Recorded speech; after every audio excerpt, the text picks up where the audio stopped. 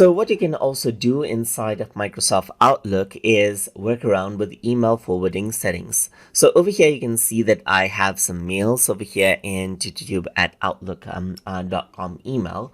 And let's say whatever email I get on this particular email, I want it to be forwarded to another email address of mine as well. For safety reasons. In that case, you can go around onto view and then go to view settings right here. And once you go around over here under mail, you can see that forwarding is an option. So forwarding is account based. So if I were to go to Gmail, then it's not supported right here. It's only supported for Microsoft related emails. And once you go around and select out your email, you can enable forwarding as you can see right here.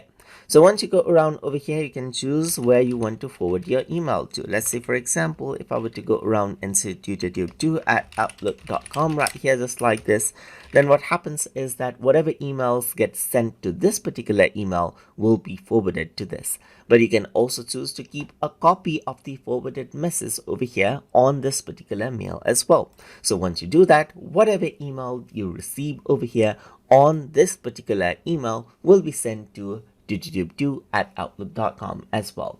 And that is how you can work around with email forwarding settings inside of Microsoft Outlook. So hope you guys learned something as always. And as always, please like, comment, share, and subscribe.